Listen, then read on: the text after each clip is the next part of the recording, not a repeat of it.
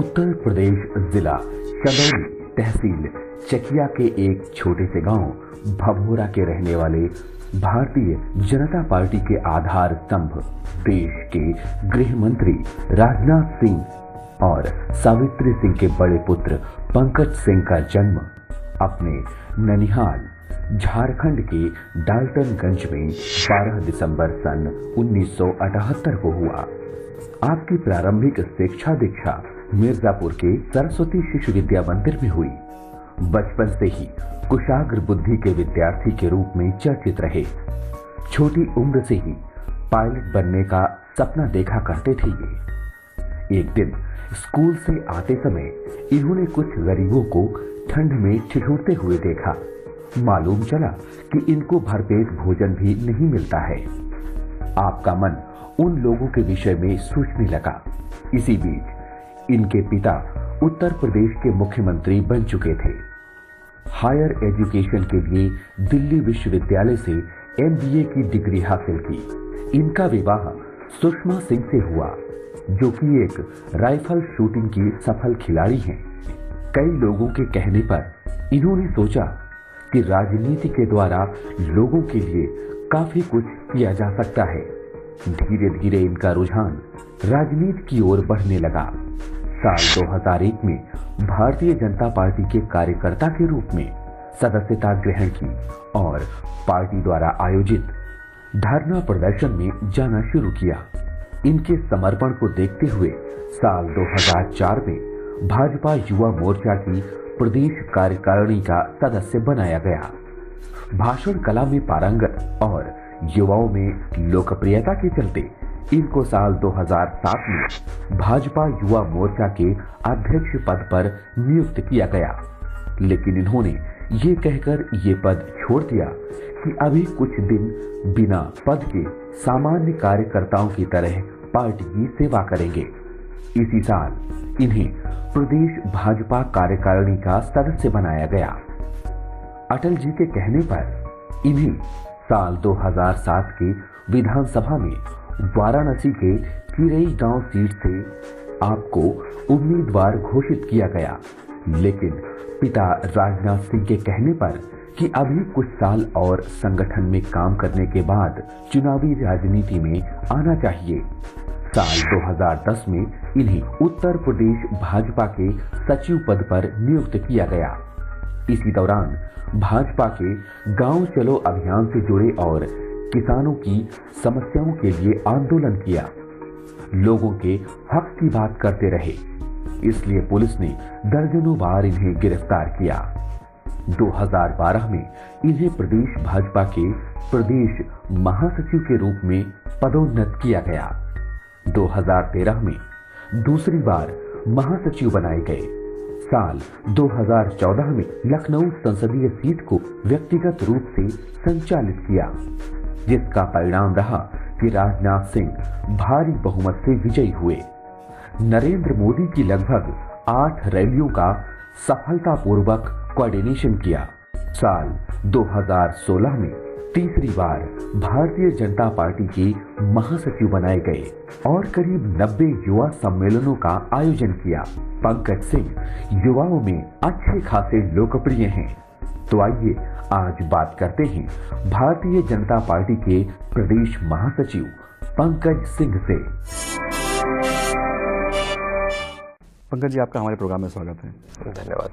एक चर्चा है कि आप बचपन में पायलट बनना चाहते थे, तो राजनीति में कैसे आना हुआ? मतलब पायलट बनते बनते राजनीतिक हो गए? नहीं, राजनीति में आना कोई बहुत प्लान्ड नहीं था, लेकिन बचपन से हम सब लोगों ने एक राजनीतिक परिवार में ही जन्म लिया, पले बढ़े, लोगों से मिलना जुलना रहा, तो स्वाभाविक रूप से धीरे धीरे आते जाते सामाजिक कामों में भी वक्त काफ़ी गया और पार्टी ने फिर समय पर जिम्मेदारियां भी दी, तो वह करते हुए आज जहां पर भी हूं, जैसे हूं आज हूं।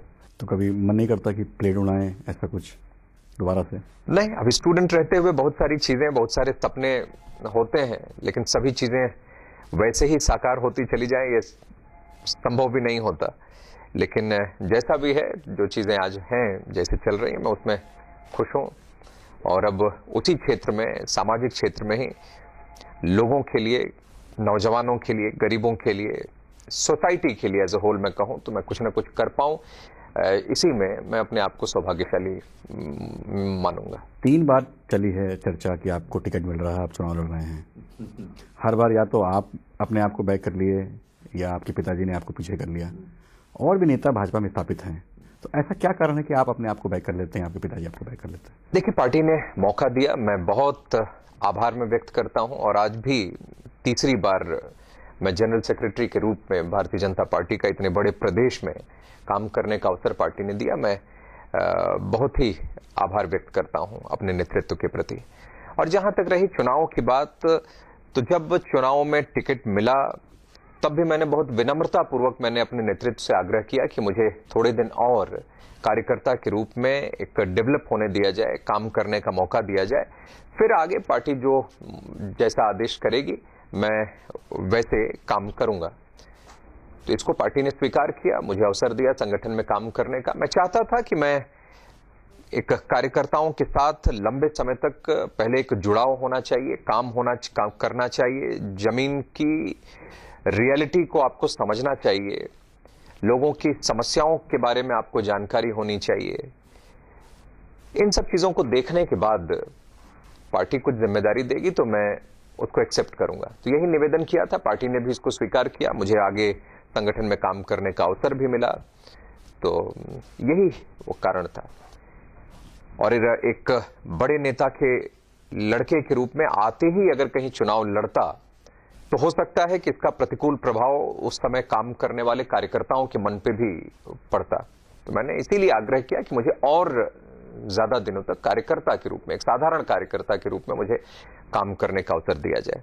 क्योंकि वैसे भी मैं समझता हूं कि अगर किसी राजनीतिक परिवार से आप आ रहे हैं तो सीधे सीधे स्कूल कॉलेज से निकलकर सीधे आना और इलेक्टोरल पॉलिटिक्स के माध्यम से एंट्री कर लेना, मैं समझता हूं कि ये उचित नहीं है। आप पहले विचारधारा को समझने के बाद, संगठन में काम करने के बाद, कार्यकर्ता के रूप में अपने आप को और डेवलप करने के बाद मैं समझता हूं कि ग्रेजुअली आगे बढ़ना चाहिए। अटल जी की भी इच्छा थी आप लड़ेंगे, अब तो कार्यकर्ताओं की भी इच्छा हो गई है। 13 साल से लगभग आप कार्यकर्ता हैं, आपकी ये माने कि कार्यकर्ताओं की इच्छा पूरी हो जाएगी? उस समय भी मैं श्रद्धेय अटल जी के पास जाकर मैंने निवेदन किया था। मैंने कहा कि नहीं, मैं थोड़े दिन और कार्यकर्ता के रूप में काम करना चाहता हूं।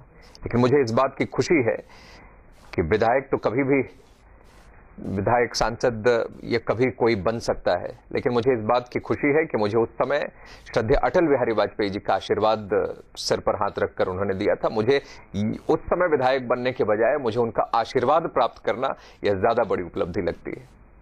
मैं अपने आप को ऐसे महान व्यक्ति से, ऐसे बड़े व्यक्तित्व से आशीर्वाद जो मुझे मिला, मैं उसको अपने लाइफ की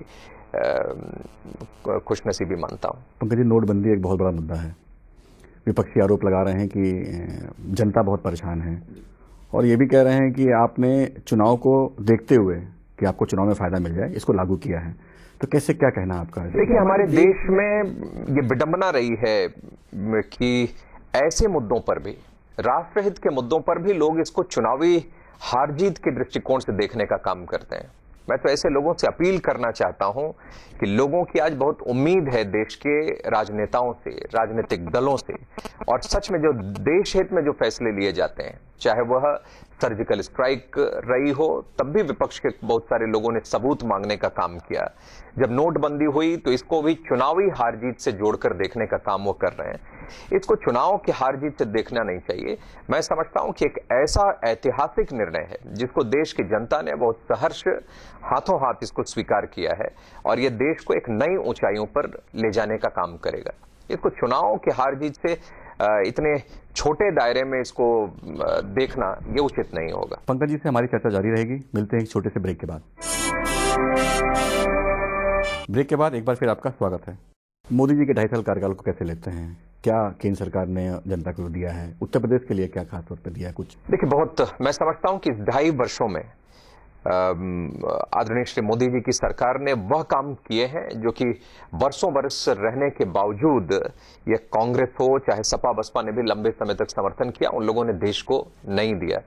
इन 2.5 वर्षों में किसान से लेकर, गरीबों से लेकर, नौजवानों से लेकर, बेटियों से लेकर सभी को, सभी वर्ग को मैं समझता हूं कि कुछ न कुछ एक काम हर क्षेत्र के लिए एनडीए की सरकार ने किया है। और जहां तक रही यूपी से तुलना करने की बात, तो मैं देखता हूं कि आज मैं सिर्फ उत्तर प्रदेश के कानून व्यवस्था पर भी आप देखिए, तो जहां एक और उत्तर प्रदेश के हालात में देखता हूं कि यहां पर बहन बेटियों को, छोटे बच्चियों को अपना सम्मान, अपनी इज्जत बचाए रखने के लिए स्कूल से नाम कटवाकर घर पर बैठना पड़ता हो, जहां पर बहनों को अपनी इज्जत बचाए रखने के लिए नौकरी से अपने आप को अलग करके, नौकरी छोड़कर अपने घर पर बैठना पड़ता हो। और वहीं हमारे केंद्र की सरकार के द्वारा, चाहे आप यूनियन टेरिटरीज में 33% का आरक्षण वो पुलिस फोर्स में महिलाओं को मिला, बेटी बचाओ बेटी पढ़ाओ जैसा इतनी अच्छी योजना वहां चलाई गई, तो कन्या समृद्धि योजना चलाई गई, जहां एक और केंद्र में इतने ऐसे काम हो रहे हैं जो महिला सशक्तिकरण के लिए कदम उठाए जा रहे हैं। वहीं दूसरी ओर यहां पर बेटियों की, बहनों की हालत उत्तर प्रदेश में ऐसी हो, बुलंदशहर की घटना किसी से छिपी हुई नहीं है, बरेली की घटना किसी से छिपी हुई नहीं है, तो मैं समझता हूं ये अपने आप में ये कंट्रास्ट, केंद्र के द्वारा किए गए काम और उत्तर प्रदेश में 4.5 वर्षों से यहां पर अखिलेश यादव जी की सरकार में ये कंट्रास्ट अपने आप दिखाने के लिए काफी है। अखिलेश सरकार तो कहती है कि हमने बहुत विकास किया है, बहुत काम किए हैं, लॉ एंड ऑर्डर पे बहुत काम किया है, डायलेंडर शुरू किया है, कई ऐसी चीजें हैं। मेट्रो के बारे में बात करते हैं कि मेट्रो में बिना केंद्र सरकार के सपोर्ट से मुझे मेट्रो का काम हमने कराया। देखिए, जहां तक रही मेट्रो की बात, तो मेट्रो पे इस तरीके से राजनीति में देखिए डेवलपमेंट होना चाहिए। इसी लखनऊ की मैं बात करूं तो यहाँ के सांसद भी और देश के गृह मंत्री श्री राजनाथ सिंह जी हैं, उन्होंने भी ये कहा कि इसमें जब राजनीति चली उस पर कि इनको बुलाया जाना चाहिए, नहीं बुलाया जाना चाहिए, उन्होंने भी इस पर यही कहा कि कौन कार्यक्रम में बुलाया जाए, न बुलाया जाए, इस पर चर्चा छोड़कर जनता के हित में जो काम हो उसमें सभी को एक साथ आना चाहिए। तो इस पर मैं और कुछ नहीं कहूंगा, लेकिन इसमें सिर्फ श्रेय लेने की होड़ नहीं होनी चाहिए। जनता को उनका ड्यू जो है आजादी के इतने वर्षों के बाद भी वह मिलना चाहिए, यह तो सभी राजनेताओं को कम से कम इतना स्पष्ट करना चाहिए। और जहां तक रही मेट्रो की बात, तो फंड कहां से आया, किसने यहां पर मेट्रो के लिए सबसे पहले बजट में 100 करोड़ रुपए स्वीकृत किए, ये हमारे केंद्र की सरकार ने किया था। बाहर भी जब हमारे प्रधानमंत्री जी गए तो बाहर के बैंक से यहां के लिए फंड स्वीकृत किया गया लखनऊ मेट्रो के लिए।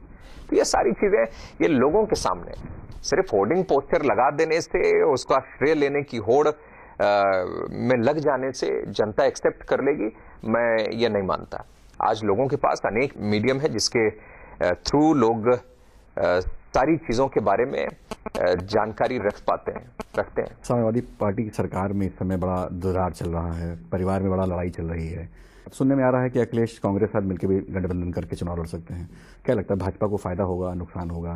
देखिए, अब उनके यहाँ क्या हो रहा है, उनकी परिस्थितियों के आधार पर मैं भारतीय जनता पार्टी के भविष्य का, चुनाव का परिणामों का निर्धारण मैं नहीं करूंगा, बल्कि मैं ये कह सकता हूं कि ये चाहे जो भी स्थिति इनकी रहे, ये साथ मिले, इनके यहाँ पर जितने सदस्य हैं उन सबकी अपनी अलग लिस्ट निकले या एक निकले, इस पर मैं कोई कमेंट नहीं करूंगा। लेकिन इतना मैं बहुत विश्वास के साथ मैं कह सकता हूं, परिवर्तन यात्रा की सफलता देखकर, अपने भारतीय जनता पार्टी में हम लोगों ने युवा सम्मेलन की सफलता देखकर, महिला सम्मेलन, पिछड़ा सम्मेलन, ये सब देखकर जिस तरीके से लोगों का उत्साह, लोगों का साथ हम सब लोगों को मिला, मैं ये देखकर कह सकता हूं कि भारतीय जनता पार्टी की 300 से भी अधिक सीटें उत्तर प्रदेश में आएंगी और हम सब लोग सरकार बनाएंगे। लड़ाई किससे मानते हैं आपकी? समाजवादी पार्टी है, बहुजन समाज पार्टी है? मुझे लगता है कि ये सभी दल आज उत्तर प्रदेश में, ये लड़ाई की बात तो दूर, ये सभी दल अपने अपने सर्वाइवल की लड़ाई आपस में कर रहे हैं, ये अस्तित्व की लड़ाई अपनी लड़ रहे हैं। मैं समझता हूं कि जिस प्रकार लोकसभा में बहुजन समाज पार्टी की एक भी सीटें उनको नहीं मिली थी, सपा में सिर्फ उनके परिवार के कुछ सदस्य विजयी होकर आ पाए थे, और कांग्रेस की भी वही हालत थी, अमेठी और रायबरेली के अलावा वह नहीं जीते थे। मुझे लगता है कि उत्तर प्रदेश से उसी प्रकार इस बार फिर से बहुजन समाज पार्टी, समाजवादी पार्टी और कांग्रेस पूरी तरीके से साफ होने वाली है। तो लड़ाई की बात तो मैं समझता हूं बहुत दूर की है। पंकज जी, आपके पिताजी इस देश के गृह मंत्री हैं और लखनऊ के सांसद भी हैं, तो क्या इन 2.5 साल में दिया है लखनऊ को, और क्या प्लानिंग है आगे देने के लिए? देखिए, पिछले 2.5 वर्षों में काफ़ी परियोजनाएं हमारे लखनऊ के लिए आई हैं, जैसे कि लगभग 100 किलोमीटर की हमारी आउटर रिंग रोड की परियोजना है, कई हजार करोड़ की यह परियोजना है जिसका शिलान्यास भी हो गया। श्रद्धेय अटल बिहारी वाजपेयी जी का सपना, वो गोमती नगर रेलवे स्टेशन का जो उन्होंने देखा था, उसको साकार करने की तरफ हम सब लोग एक कदम और आगे बढ़े हैं। उसका शिलान्यास हो गया है गोमती नगर रेलवे स्टेशन का। आलमनगर को एक सैटेलाइट स्टेशन के रूप में डेवलप करने का हमारे रेल मंत्री जी ने आने के बाद यहाँ पर घोषणा की। उसके अलावा बहुत सारे अंडरपास, बहुत सारे फ्लाईओवर्स यहाँ पर जब हमारे देश के सड़क परिवहन मंत्री श्री नितिन गडकरी जी आए तो उन्होंने भी घोषणा करके गए। तो बहुत सारी बड़ी परियोजनाएं हमारे लखनऊ के लिए आई हैं। मेट्रो एक बड़ी योजना है जिसके लिए कई 100 करोड़ रुपए का फंडिंग हमारे केंद्र सरकार के द्वारा हुआ है और मैं समझता हूं कि जल्दी ही मेट्रो भी इस लखनऊ में चालू हो जाएगी। पंकज जी से चर्चा जारी रहेगी, मिलते हैं एक छोटे से ब्रेक के बाद। ब्रेक के बाद एक बार फिर आपका स्वागत है। राष्ट्रवाद एक बहुत बड़ी बहस है हिंदुस्तान में। कुछ लोग ये कहते हैं कि भाजपा ने राष्ट्रवाद की नई परिभाषा दे दी है, अगर आप भाजपाई हैं तो ही राष्ट्रवादी हैं, तो कैसे इसको व्याख्या करेंगे? देखिए, मैं विडंबना मानता हूं कि आज भी देश में इतने सालों की आजादी के बाद हम सब लोगों को राष्ट्रवाद के नाम पर डिस्कशन करना पड़ता है, डिबेट करनी पड़ती है, ये मैं विडंबना मानता हूं। और जहां तक रही आपके प्रश्न की बात, तो मैं ये नहीं कहता या लोग ये सिर्फ ये चर्चा नहीं करते, बल्कि कुछ पार्टी, कुछ दलों के नेताओं ने ऐसे माहौल बना दिए हैं कि आज भारत माता की जय अगर कोई बोले तो ऐसा लगता है वो सिर्फ भारतीय जनता पार्टी का ही कार्यकर्ता है। ये कुछ दलों की वजह से हुआ और उसका कारण है क्योंकि ये सब लोग जब अफजल की जिंदाबाद करने वाले लड़कों के साथ, और मैं कहूं कि ऐसे गद्दारों के साथ जाकर जब खड़े होते हैं, देश के लोगों की तो यह भावना रहती है कि कम से कम भारत माता के ऊपर अगर कोई आंख दिखाता हो तो देश के लोगों की यह भावना रहती है कि इस समय सभी दल के लोगों को अपने अपने दल के झंडे को किनारे रखकर भारत माता के तिरंगे के नीचे आकर साथ खड़े होना चाहिए। लेकिन ऐसे समय में भी जब कुछ दल के लोग भारत माता के टुकड़े करने के जो लोग संकल्प लेते हैं, अफजल की जिंदाबाद जो लोग करते हैं, उनके साथ जाकर खड़े होते हैं, तो लोगों का मन टूटता है, विश्वास टूटता है, ऐसे नेताओं के ऊपर से भरोसा उठ जाता है। सर्जिकल स्ट्राइक होती है, पूरा देश इस समय साथ खड़ा होना चाहिए। हमारे देश के वीर सैनिकों के अदम्य साहस के सामने जब लोगों को उनकी पीठ थपथपानी चाहिए, उनके अदम्य साहस के सामने लोगों को अपना सर झुकाना चाहिए, उनका मनोबल बढ़ाना चाहिए। कुछ दल के लोग वोट बैंक की राजनीति से ऊपर नहीं उठ पाते हैं और सबूत मांगने का काम करते हैं। तो ऐसे जब हालात होते हैं तो ये काम, ये राष्ट्रवाद पर या देश के कल्चर पर, देश के आध्यात्मिक शक्ति पर, ये सब अलग अलग समय में अलग अलग इन इश्यूज पर ये कोई प्रश्न अगर खड़ा करता है तो यह भारतीय जनता पार्टी नहीं करती, बल्कि ये विपक्ष के लोग खड़ा करते हैं। और वोट बैंक की राजनीति से वो सब लोग नहीं उठ पाते। सभी को अपने अपने दायरे में रहकर राजनीति करनी चाहिए, सबके लिए अपना अपना स्पेस भी लोकतंत्र में है। लेकिन कम से कम जब देश के ऊपर कोई सवाल आए, जब देश के आध्यात्मिक और सांस्कृतिक प्रतीक चिन्हों की रक्षा की जब बात आए, देश के कल्चर को बनाए रखने की बात हो, देश की एकता और अखंडता की बात आए, तो कम से कम उस समय सभी लोगों को दलगत राजनीति से ऊपर उठकर राष्ट्रवाद की बात करनी चाहिए। और भारतीय जनता पार्टी उसी रास्ते पर चलती है। बसपा कहती है कि भाजपा दलित विरोधी है और इसी वजह से हमारे यहाँ परेशान किया जा रहा है, भाई यहाँ रेड मारी जा रही है, हमारे खातों की जांच की जा रही है। तो क्या दलित विरोधी है ऐसा कुछ? देखिए, अब ये तो जनता अपने आप समझती है, जनता इन सब चीजों को समझती है और किसी के काले कारनामों को किसी अन्य बातों का सहारा लेकर उसको सफेद नहीं किया जा सकता, उसको बचाया नहीं जा सकता, उसको डिफेंड नहीं किया जा सकता। देश का कानून अपना काम अपने तरीके से करता है, जो लोगों के सामने आएगा वो भी देखेंगे। युवाओं का प्रदेश हमारा माना जाता है और आप भाजपा के युवा सम्मेलनों के प्रभारी हैं, हमारे मुख्यमंत्री भी युवा हैं, तो क्या लगता है आपको क्यों भाजपा को युवा वोट दे, और अगर भाजपा जीतती है तो युवाओं के लिए क्या करने की प्लानिंग है या इच्छा है आपको? देखिए, उत्तर प्रदेश में मैं देखता हूं, जब मैं क्यों वोट दे और क्यों भाजपा के साथ रहे, तो मैं ये मानता हूं कि सिर्फ किसी की नकारात्मक चीजों को बताकर ही वोट प्राप्त हो जाएगा, मैं ऐसा नहीं मानता हूं। हम सब लोगों को अपनी लाइन बहुत ही सकारात्मक और पॉजिटिव लाइन पर हम सब लोगों को आगे बढ़ना चाहिए, ये तो मेरा बहुत स्पष्ट मानना है। और उसी के आधार पर जब मैं देखता हूं तो उत्तर प्रदेश में एक नौजवान मुख्यमंत्री हैं। लोगों की उम्मीद थी कि उत्तर प्रदेश की राजनीति को भी एक नई दिशा देने का काम करेंगे, जाति और मजहब से ऊपर उठकर यहां पर कुछ काम होगा नौजवानों के लिए। लेकिन 4.5 वर्षों के बाद भी अगर मैं कोई एक बड़ी चीज देखने की कोशिश करता हूं कि यहां पर रोजगार के लिए की गई हो, तो वह मुझे दिखाई नहीं देती। लेकिन मैं 2.5 वर्षों में श्री नरेंद्र मोदी जी के कार्यकाल को देखता हूं तो उसमें अनेक योजनाएं, जिसके बारे में मैं गिनाऊं तो बहुत लंबा समय लगेगा, लेकिन फिर भी अगर मैं कुछ नाम आपको बताऊं तो उसमें make in India, digital India, skill India, startup, stand up, मुद्रा बैंक, स्किल इंडिया, बहुत सारी योजनाएं ये चालू की गई। मात्र 2.5 वर्ष के अंदर ये सब चीजें प्रारंभ की गई। और उसमें भी इसमें बाबा साहब की, जहां अभी आपने बात की बहुजन समाज पार्टी की, तो बाबा साहब ने कहां जन्म लिया, कहां उन्होंने शिक्षा दीक्षा ग्रहण की, कहां उनका देहांत हुआ, इन सभी स्थलों को कैसे एक तीर्थ के रूप में डेवलप करने का काम भी किया तो भारतीय जनता पार्टी ने किया। उस समाज से भी जिसकी दुहाई देकर बहुत सारे ये बहुजन समाज पार्टी और कई अनेक दलों ने लंबे समय तक राजनीति करने का काम किया, सत्ता में बने रहने का काम किया, लेकिन उस समाज के लिए इन लोगों ने नहीं किया। लेकिन उस समाज के भी बच्चों को उनकी पढ़ाई के लिए, उनके स्कॉलरशिप के लिए, उनके बिजनेस खड़ा करने के लिए इन सब चीजों की व्यवस्था अगर की तो हमारी केंद्र की सरकार ने की है। तो ये सब चीजें अब ये जनता देखती है। अब वो जाति और धर्म के नाम पर बहुत लंबे समय तक कोई सिर्फ सस्टेन कर ले, लोगों की आंखों में धूल झोंक कर, वह समय अब चला गया। अब लोग, नौजवान डेवलपमेंट चाहता है, नौजवान प्रोग्रेस चाहता है, वह अपना प्रोग्रेस चाहता है, अपने क्षेत्र का प्रोग्रेस चाहता है। इन चीजों पर लोगों का अब ध्यान है। तो आपकी लगता है विकास मुद्दा होगा इस प्रदेश की? निश्चित रूप से ये सपा बसपा ये सब लोग अलग एंगल पर चुनाव को ले जाने की कोशिश करते हैं, लेकिन मैं समझता हूं कि उत्तर प्रदेश के लोग अब इस बार डेवलपमेंट को ही एक मात्र मुद्दा बनाकर आगे चलेंगे। सुशासन को अपना एक मुद्दा उत्तर प्रदेश के चुनाव में होगा, ट्रांसपेरेंसी यहाँ का मुद्दा होगा। ये सारी चीजें हैं। खराब कानून व्यवस्था यहाँ की है, उसको कैसे दुरुस्त किया जाए, ये एक बड़ा मुद्दा यहाँ होगा। आप भाजपा के प्रदेश महामंत्री हैं और बाहरी लोगों का बड़ी आमद बढ़ी है।